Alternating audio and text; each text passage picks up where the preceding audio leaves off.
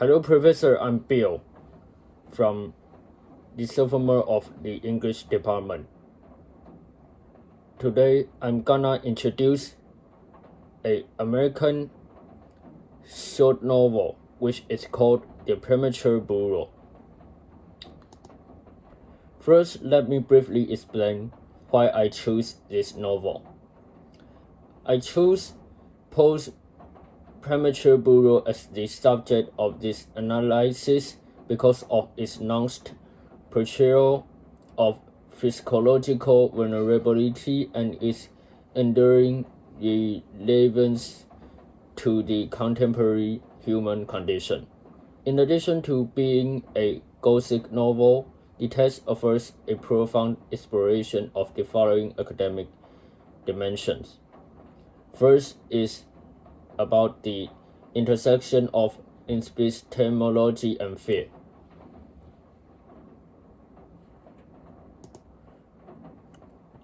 I'm compelled by Poe's exploration of how subjective perception overrides objective reality. The protagonist dread isn't merely a phobia, but an epistemological crisis where the boundary between life and death becomes blurred through the lens of trauma. And the second is about the criticism of institutional authority. The narrative highlights the 19th century skepticism toward medical and scientific institutions. This provides a fertile ground to discuss the modern post-truth anxiety, where a lack of trust in authoritative system leads to collective social paranoia. Third is about the metaphor of existential suffocation. From the existentialist perspective, being buried alive functions as a potent metaphor for the marginalization of the individual within a rigid social structure. It reflects the modern student's experience of social asphyxiation under the weight of hyper-competition and digital isolation. So because of the three reasons, so this is why I choose this novel. And I'm going to talk about the social issue link about this novel, The Premature Burial. First is about the fallibility of scientific authority, which this criticizes the ambiguity of the definition of death in the medical community at that time, which led to a loss of public trust in the professional system. The second issue is about sensationalism of media, which criticizing the spread of mass media, case where mass communication has led to our information being buried alive in exchange for attention, which in turn causes collective anxiety. The third issue is about the commodification of fear, which criticizes the development of expensive devices such as safety coffins in society at that time, taking advantage of human primal fear of death for profit. The fourth issue is about social ostracization of the mentally ill, which criticize society's indifference and incomprehension towards people with rigidity or anxiety disorders, and treat them as freaks rather than patients.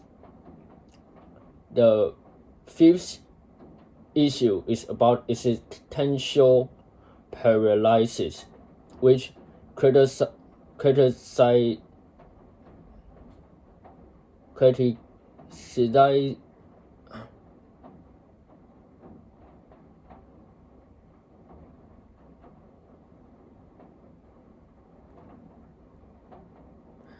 criticizing individuals who are overly indulging in shits that have not yet occurred, will lead to the complete paralysis of existential real-life functions.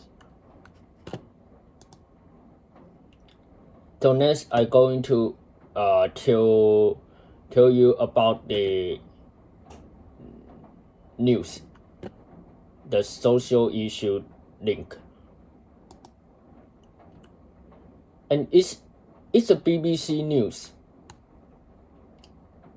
Is on October 30th at 2024.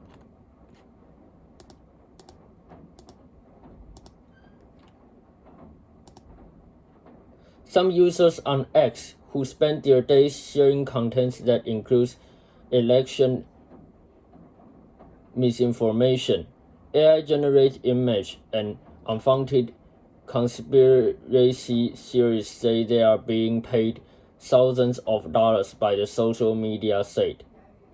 The BBC identified networks of dozens of accounts that reshare each other content multiple times a day, including a mix of true, unfounded, false, and faked material to boost their reach and therefore revenue on the site.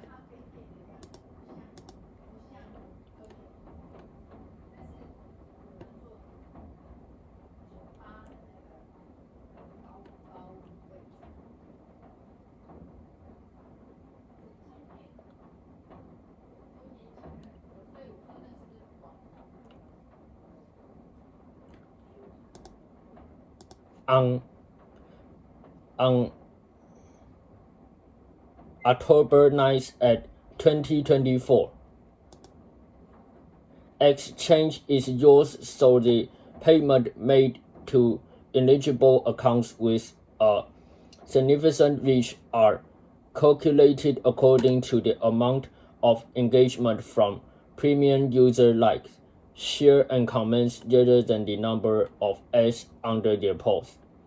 Many social media sites allow users to make money from their posts or to share sponsored content, but they often have rules which allow them to demonetize or suspend profiles that post misinformation.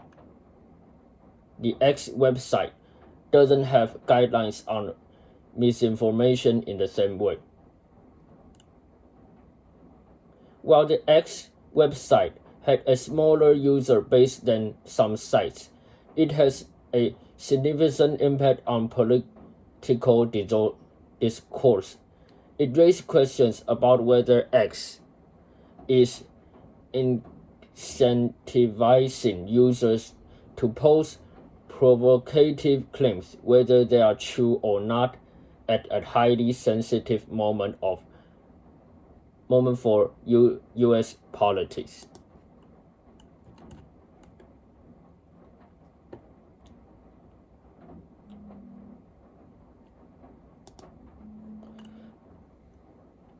According to the BBC News, they compared the approximate earnings reported by some of these ex-users with the amount they would be expected to earn, based on their numbers of views, followers, and interactions with other profiles, and found them to be credible.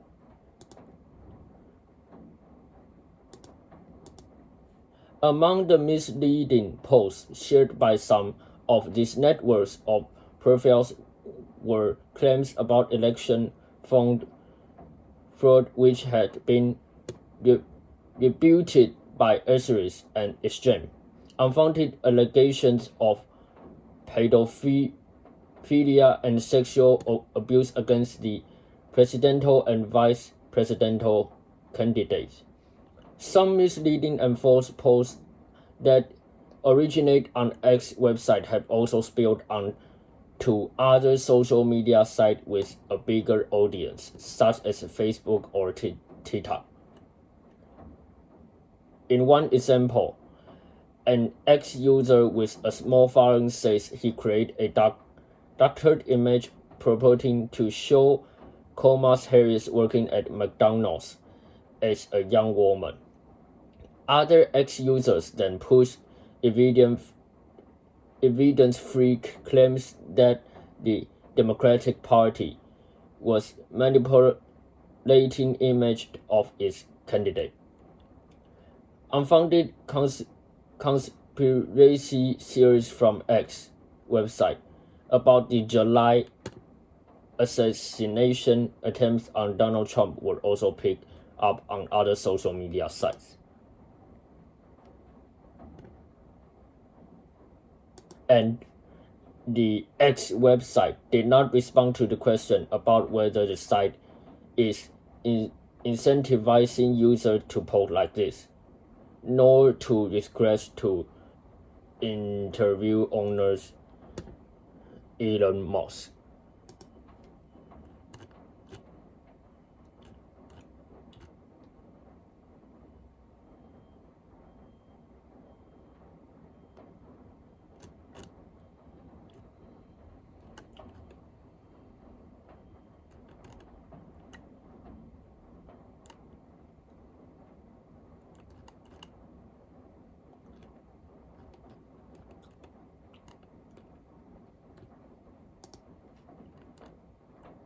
And following a role whether Kamala Harris once worked at McDonald's, a doctored image of her in the fast food chain's uniform was shared on the Facebook by her supporters and went viral.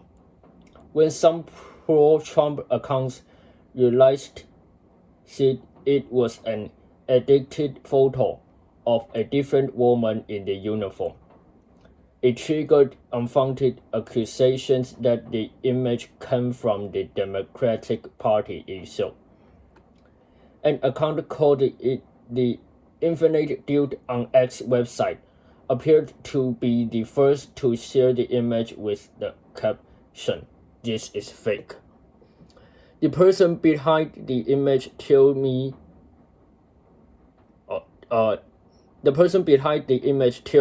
the BBC News person his name is Blake, and that he shared it as part of an experience. His profile doesn't have nearly as many followers as the other accounts the reporters have been talking to. When the BBC News asked for evidence that he doctored the image, he told them he has the original files and creation timestamps, but he didn't share those with the BBC News, as he says proof doesn't really matter.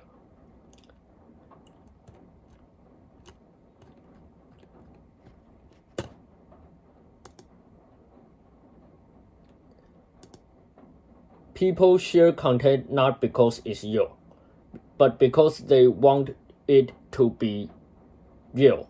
Both sides do it equally. They just choose different story to believe, he says.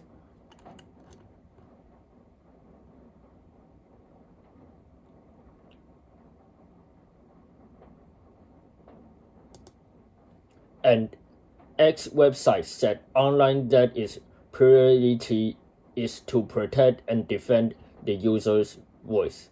The site, as manipulated media labels to some AI-generated and doctored video, audio, and image.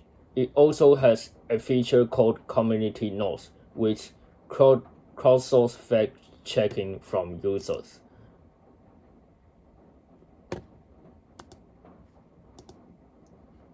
So, after I tell this news, I'm going to tell about what this news connect to the novel, the Premature Burial.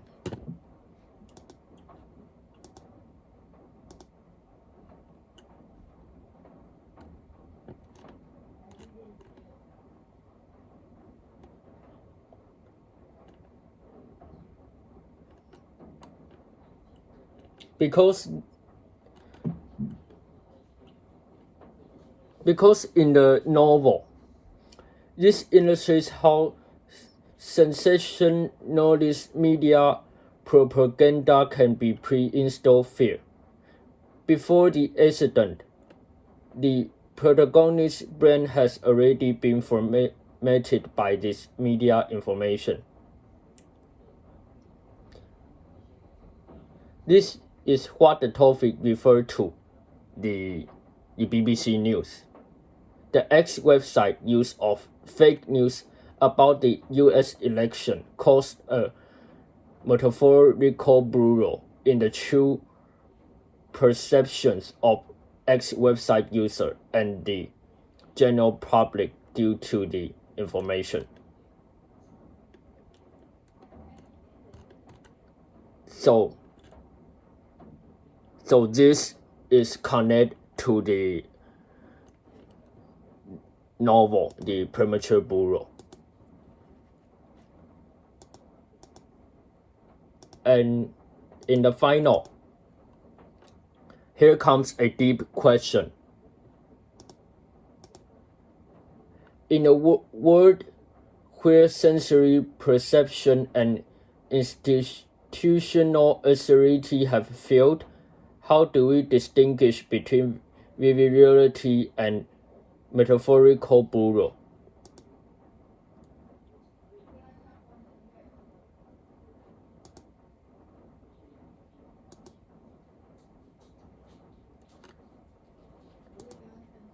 Before answering this question, we can analyze it using several philosophical theories.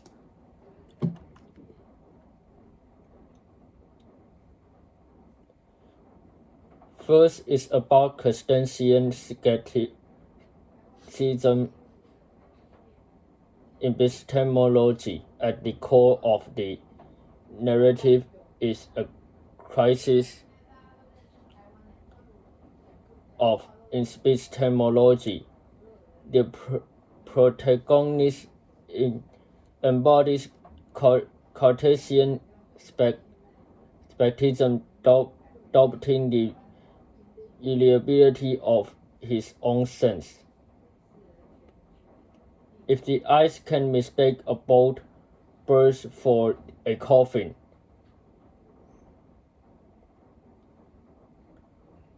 then truth becomes entirely inaccessible, leading to a state where the only thing he can be certain of is his own doubt.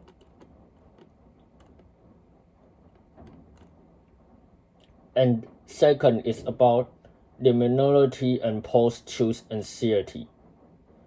The protagonist exists in a state of liminality, a threshold between life and death, sleep and wakefulness.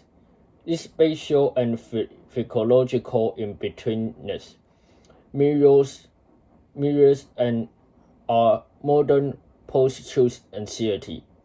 In this state, truth is no longer a fixed point but a fluid, terrifying narrative shaped by sensationalist rumors rather than medical facts. And third is about Heidegger's existential anxiety. This lack of certainty triggers a profound existential anxiety. According to Heidegger, this anxiety arises when the worldhood of the world falls away. For the protagonist, the world has ceased to be a place of living and has become a place of potential burial, forcing him to confront the void of his own non-existence. Fourth is about Kant's The Sublime. However, Poe provides a path to redemption through the sublime. Kantian sublime suggests that when we encounter something overwhelmingly vast or terrifying, it triggers a cognitive shift. The protagonist's ultimate terror acts as a catharsis. By reaching the peak of his fear, he is forced to transcend it, realizing that his mind was the architect of his prison. So the answer of this deep question is about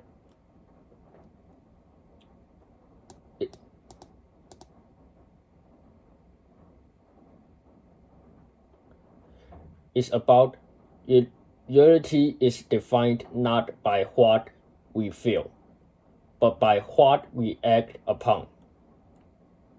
Poe suggests that we are buried as long as we remain in the liminal space of passive consumption and skepticism.